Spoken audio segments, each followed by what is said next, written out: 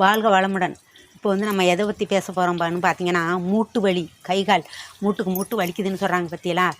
அவங்கெல்லாம் வந்து என்ன செய்வாங்கன்னா, அந்த காலத்தில் வந்து இந்த மாதிரி அத்தி கடைக்கு போகும்போதே, அதாவது இந்த வரப்பு ஓரத்தில், ஆற்றுக்கரை ஓரத்தில், வாய்க்காங்கரை ஓரத்தில் இருக்கிறப்ப அந்த அத்தி இது மாதிரி நிறையா இருக்கும், குத்தாக இருக்கும். அந்த அத்தி பாலை ஒடிச்சு இந்த முழங்கால் காலெல்லாம் வலிக்குது அப்படின்னு சொல்கிறாங்க பார்த்தீங்களா, அதில் ஃபுல்லாக அடித்து போட்டுட்டாங்கன்னா, இந்த முழங்கால் எல்லாம் அடித்து போட்டால் அப்படியே வலி, அவங்க டீ கடைக்கு போகிறதுக்குள்ளே வலி சரியாயிடும்.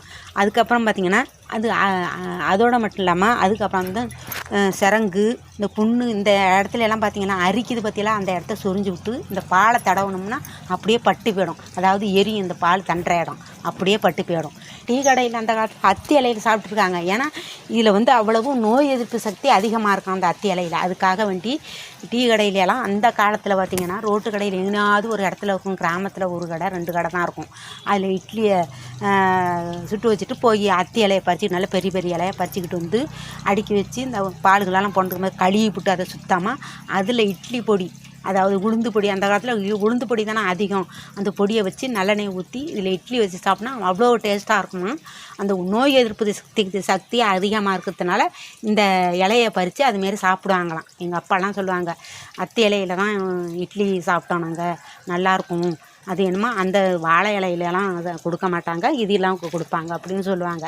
அதுமாரி பார்த்திங்கன்னா இந்த கல்வாழைன்னு சொல்லிட்டு அந்த இலையிலையும் சாப்பிட்டாக்கா, அந்த கல்வாழை இலையும் வந்து நோய் எதிர்ப்பு சக்தி அதிகமாக உள்ளது.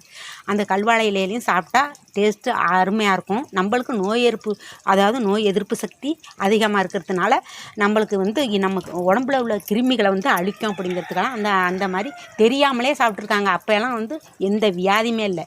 இப்போ வந்து அவ்வளோ வியாதிகள் வருது, என்ன பண்ணுறதுன்னே தெரியாமல் இருக்குது. நீங்களும் இதை பயன்படுத்தி பாருங்கள். பயன்படுத்தி பார்த்துட்டு இந்த வீடியோ பிடிச்சிருந்தா லைக் பண்ணுங்கள், ஷேர் பண்ணுங்கள், கமெண்ட் பண்ணுங்கள், மறக்காமல் சப்ஸ்கிரைப் பண்ணுங்கள்.